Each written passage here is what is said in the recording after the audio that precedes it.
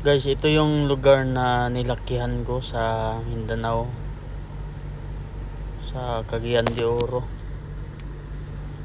Yan. Sa Kalaanan to, Kalaanan Highway going to Kanituan. Yan ang lugar namin. Pero nung dyan pa ako, wala pa yung mga building, mga gusali niyan, yung tabi-tabi. Yung side niyan, ano yan, palayan. Tsaka yung nakita ko lang yung sea oil dyan na sea oil na gas station. Yan pa lang yung nakita ko, yung nagbakasyon ako. Yan, papuntang Kanituan yan, papuntang Kanituan. Yan. Mahaba-haba to guys. Kasi parang nagbakasyon na din ako dito eh. Itong ginagawa ko, parang nagbakasyon na din dito. Tour ba? Tour. Anong mga pagbabago sa amin? Yan. Yan. Pata pa on highway yan dyan, highway. Yan, wala yan dyan, wala. Ngayon may mga karinderya na oh. Yan oh. Ano yan, karinderya ba yan?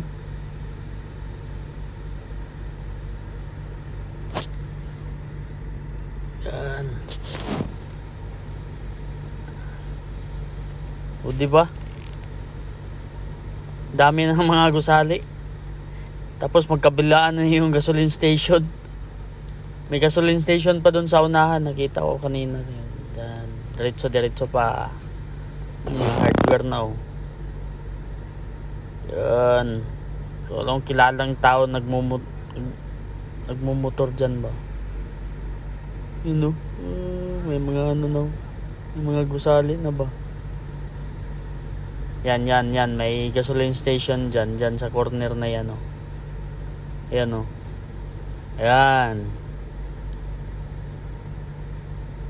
Yan. Palayan yan lahat. Dati palayan. Wala kang makikita ang mga bahay dyan. Yan o, yan. Ano dyan o, may mga gusali. Yan. Pag iba na yan, bising-bising na yung lugar na yan dyan ha. Yun o. Yan o, may gasoline station sa gilid. Dati wala pa yan. Dyan ako lumaki. Dyan ako lumaki na lugar na yan eh. O yan, wala pa yung mga yan eh. May inhaler pa. Dyan sa kabilang corner, pagkatapos ng may basakan dyan, may palayan, Marlags yan, Marlags. Yan yung, dyan ako nakatira dati dyan. Marlags, sari-sari store dyan. Yung may punong lubi dyan oh. Nyug. Yan, papuntang ano yan dyan, Pinrua. Dami na din mga tao dyan. You know.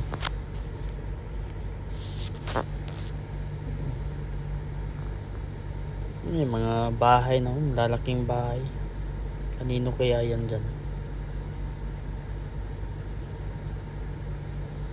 Yan dyan kalimutan ko yan dyan, lugar dyan papasok. Santo Niño. Vulcanizing dyan o kila ano yan, kila Gabo dyan. Wala na o kinsa na diya o kanino yan dyan o. Yun o, kanino yan dyan. Yan, wala na ata yung may-ari dyan, yung ano naka ano dyan, yung nakabili ng lupa dyan, Muslim. Sana kayo, may hardware yan dyan eh. Dyan, ano yan kay Gabo pa pala yun dyan, vulcanizing nila ano doon. Laatan. Vulcanizing. Pero iba na, meron ng nag-ano. Iba na yung negosyo din dyan eh. Ano yan man ata yung convenience store na. Saan na yung hardware dyan? Wala na yung hardware ba? Ano ba Yun ba ata yun? Yan no? Yung hardware? Yan? Yung gate niyan kay La Raquel yan. Yan. Yan, diretso pa, diretso. Papunta na kami sa doon sa tinitiran kong yung bahay kila Mama Cap, Marlene Lagumin.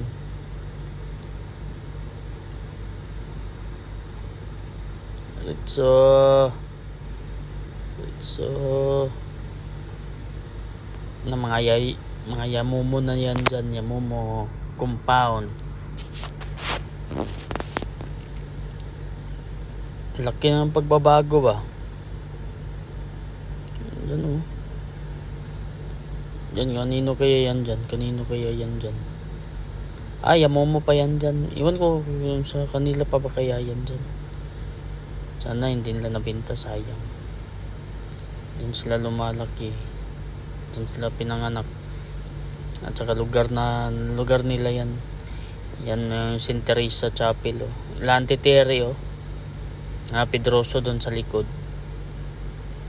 Auntie Joy. Hila.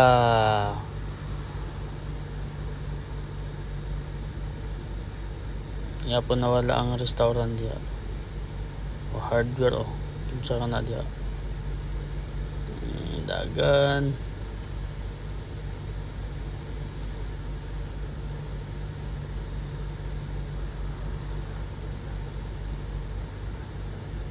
Yun no. To ano to tong Greek Laanan Greek.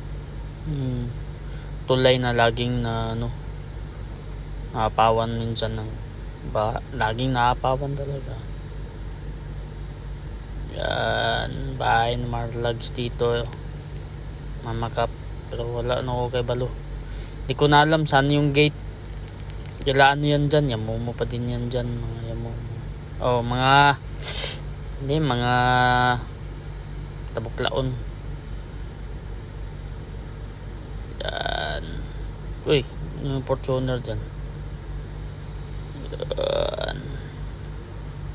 Yan ata yung gate na yan. Iwan ko.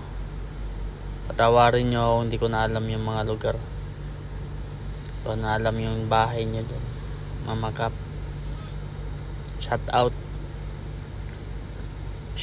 to you. Ano lang ako dito, tour na lang kasi hindi pa makabakasyon.